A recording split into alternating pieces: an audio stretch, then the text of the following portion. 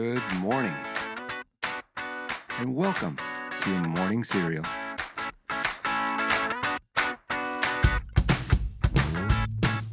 Okay, good morning and welcome to Thursday. And it's a special Thursday down here in Texas because today is the last day of the school year for many of our kids down here. So congratulations, kiddos, on finishing another school year. Your reward?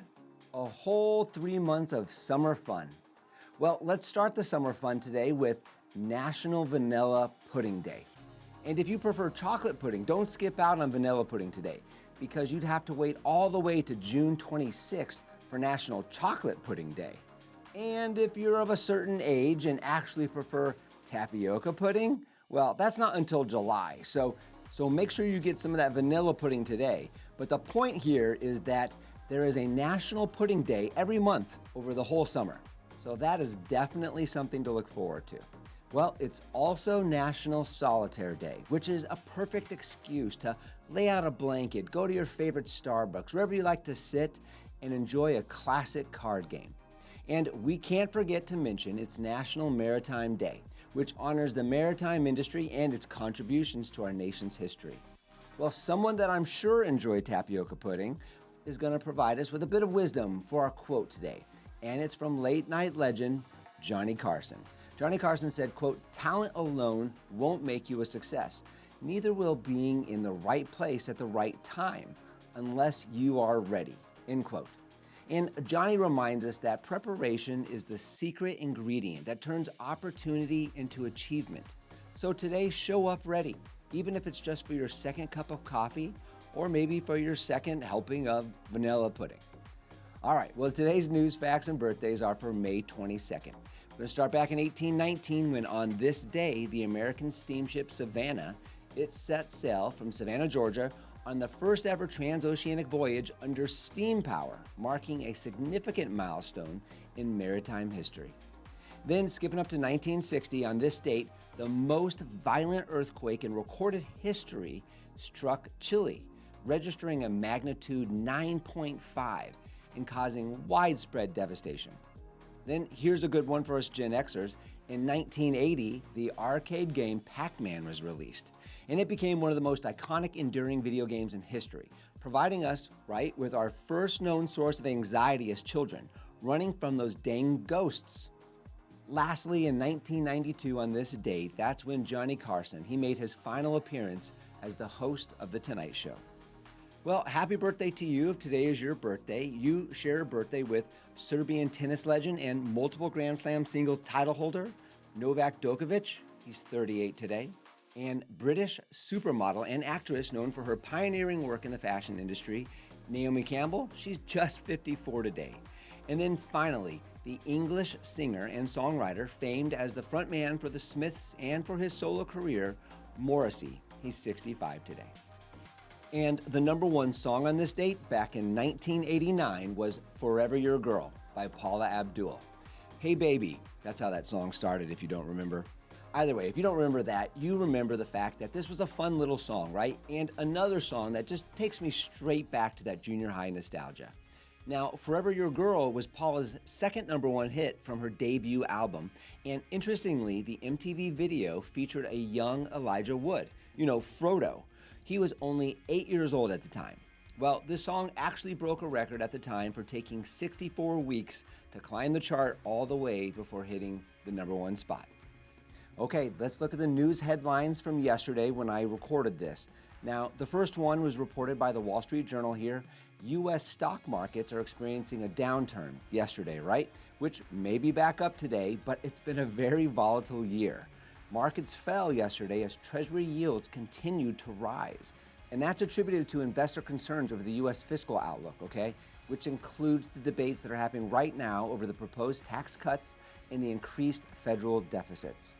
All right, secondly, Reuters is reporting a federal judge has indicated that the president and his administration may have violated a court order yet again by deporting migrants to South Sudan. And the administration has been ordered to provide information on the whereabouts of the deported individuals and to ensure compliance with the court's directives. And lastly, ABC is reporting that the president, when hosting the South African president yesterday at a tense White House meeting? Well, they are trying to address the escalating tensions between the two nations and the broader implications for bilateral relations. Okay, well, you don't have to wait 64 weeks for today's book review.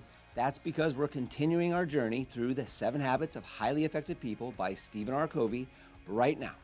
And we're diving into Habit 2, and specifically the section titled, What It Means to Begin with the End in Mind.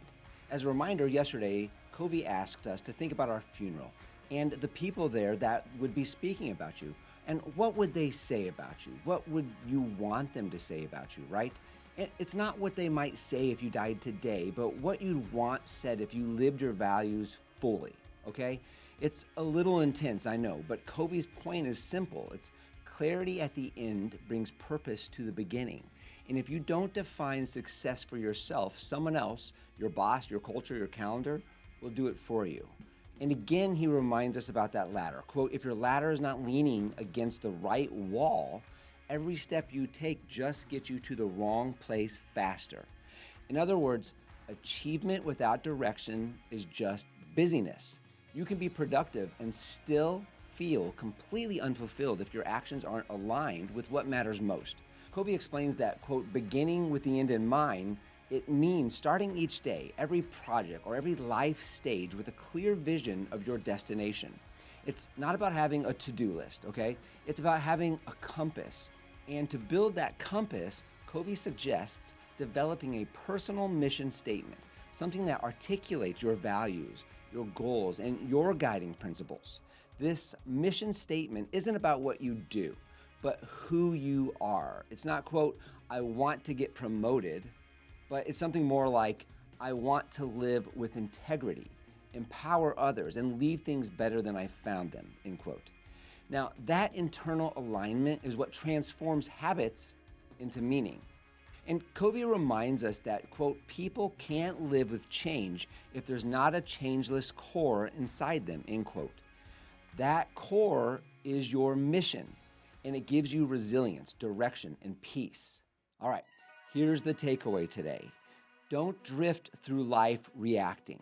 Define your destination and start every choice with that endpoint in mind.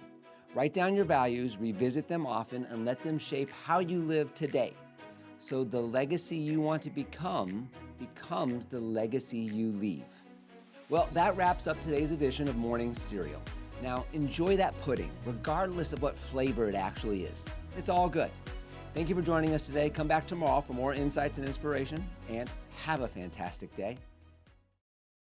Don't forget to follow and subscribe to the Morning Cereal podcast on the One Life Live It channel. You can find more episodes and videos by visiting our YouTube channel and the website at Sean Inglis and at SeanInglis.com, where you can also follow our other podcasts, the Mr. and Mrs. Inglis podcast and the Life Happens podcast.